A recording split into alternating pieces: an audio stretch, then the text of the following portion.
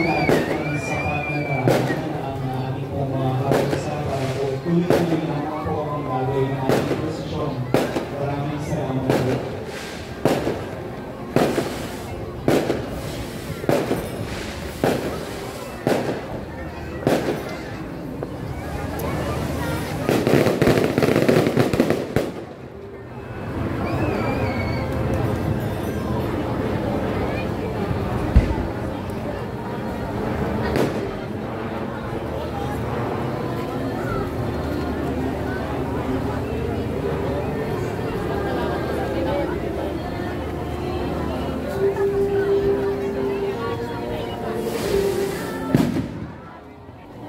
At ngayon, mga kaibigan, ay ating tutunan ang karosa ni San Pedro Apostol.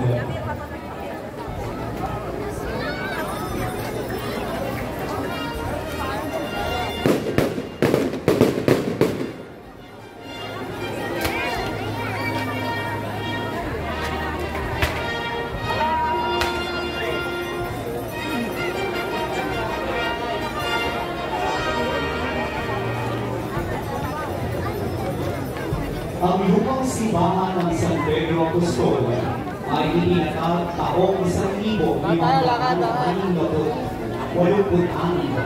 at pinatibay hanggang taong 1,591. Ang pinakamatanda at una sa lahat ng simbahan sa mababang kabatagan ng Cavite na itinayo na malapit sa baybayin ng Cavite o mas kilala sa tawag bilang Cavite Puerto.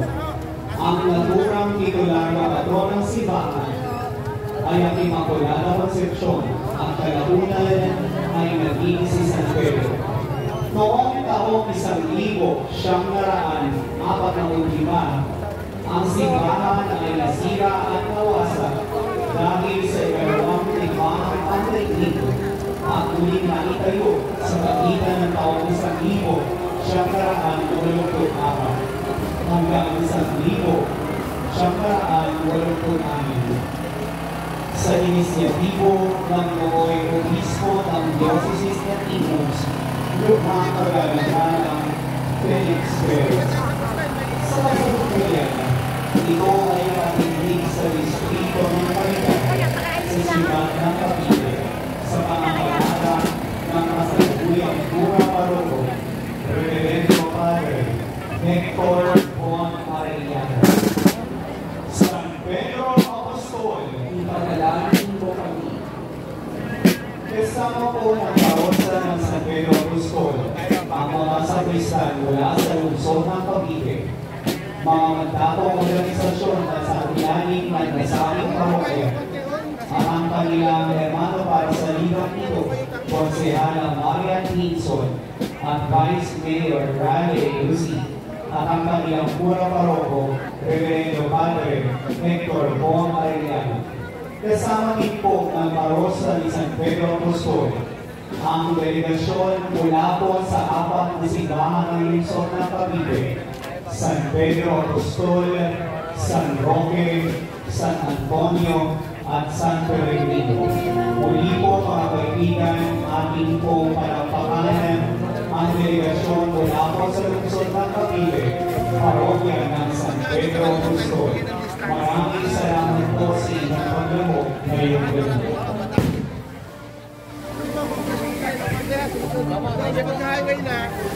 At ngayon ay tumapot na po tayo sa pinakatampong ng ating pagdiriwang ngayong gabi. Sama-sama po natin sasalubungin ang paglabas ng karosa ng ating minamahal na kalapakil at paraluman.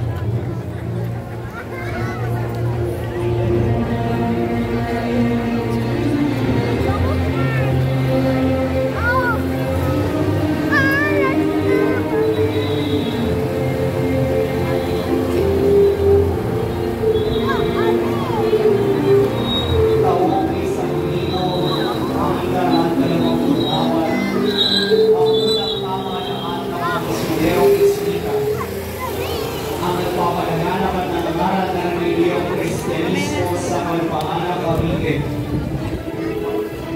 o Cavite El Viejo, at kung saan ay pinangalaga ang bayan kay Santa Maria Magdalena. Dahil rito, malaki ang naging bahagi ng pagdedebosyon sa mahal na patrona ng mga sundalong Pilipino na lumaban para sa kasarinlan ng ating bansa sa pamumuno ni General Emilio Aguinaldo, unang pangulo ng bansa at isang anak ng bayan ng Kawit. Sa katunayan, ayon sa kasaysayan, ang grupong Magdalo na kanyang pinamunuan ay hamos sa pangalan ng mahal na patrona. Kung kaya naman ang bawat tagumpay ng kanilang laban, ito ay kanilang iniaalay sa karangalan ng pintapasi at paraluman ng bayan. Kabahagi ng mayamang kasaysayan ng bayan, ang pagkakaroon ng malalim na pagdedebosyon ng mga taga-Kawit sa mahal na patrona na lumaganap at yumabong sa iba't ibang bayan, probinsya at maging ibang bahagi ng mundo. Sa katunayan, mayroong dalawang pandiosesanong dambana ang naitatag. Isa sa diocesis ng Iba, probinsya ng Zambales, at ang kanyang dambana sa diocesis ng Imus, sa bayan kung saan isinilang ang kalayaan sa ilalim ng pangangatubay ni Reverendo Padre Efren Bugayong, JCD, Rektor at Cura Barok. Mga kapatid, sa sandaling ito ay ating pong palampakan ang paraluman at pagpili ng ating bayan, ang patrona ng Revolusyonaryong Pilipenyo, na ngayon ay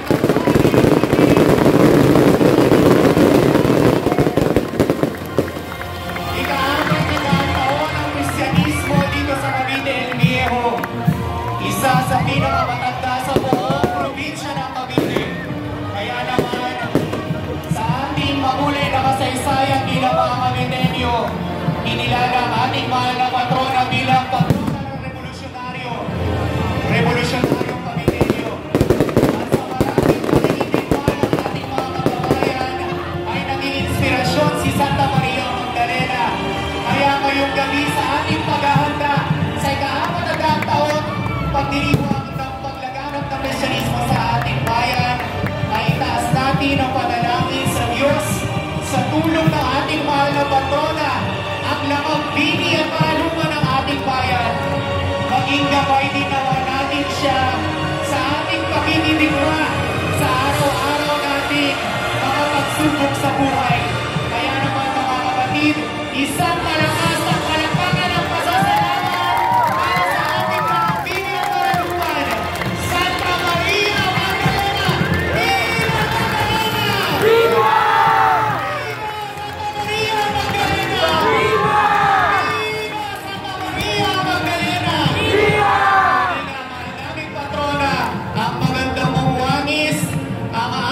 Inspirasyon sa aming pakikipama sa buhay. Patuloy mo pong ito ng iyong mga mata sa aming lahat at huwag na huwag niyo po kaming pababayaan hanggang sa mga susunod pa pong mga daang taon.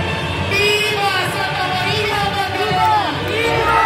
Viva Santa Maria Magdalena! Viva! Viva Santa Maria Magdalena! Viva! Mga kaibigan, panauhin at mga depoto ng ating mahal na paralunan at nakapili.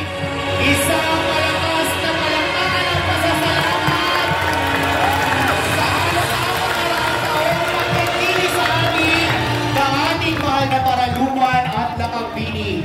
Maraming salamat po, Santa Maria Magdalena ng Bayan ng Kawit. Viva Santa Maria Magdalena! Viva! Viva Santa Maria Magdalena! Viva! Viva Santa Maria Magdalena! Viva!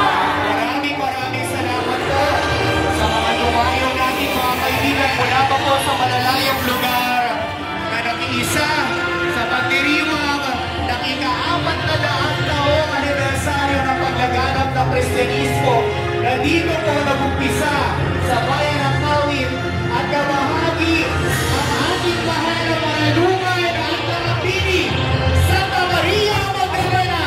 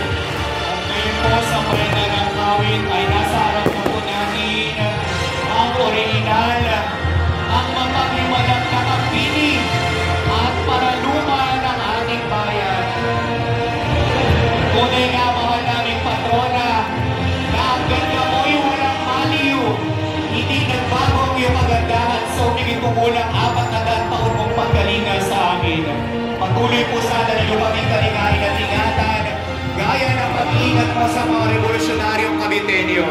Maraming salamat po, mahal na patrona. Muli po, sa Pwelang Caviteño, palakpakan po natin ang ating mahal na nakapili, Santa Maria Magdalena.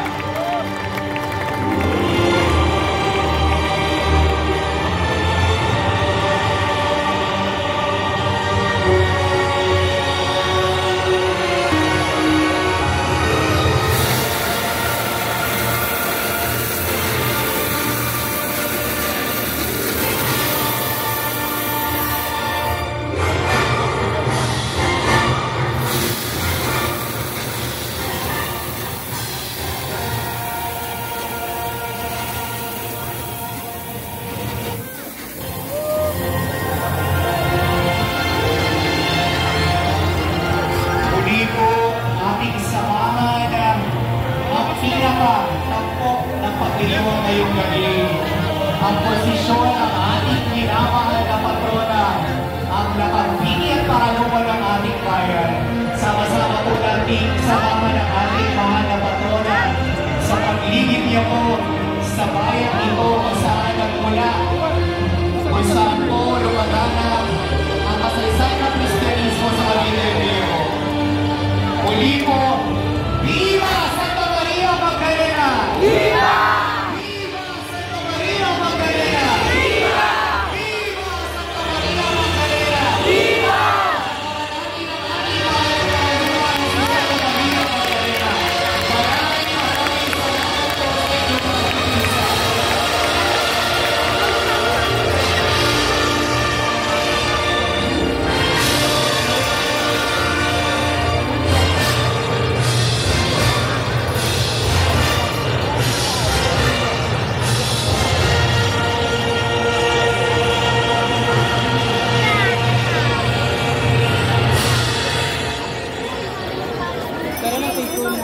Si JKG, sino ba naiyak? Hindi ko na kaya.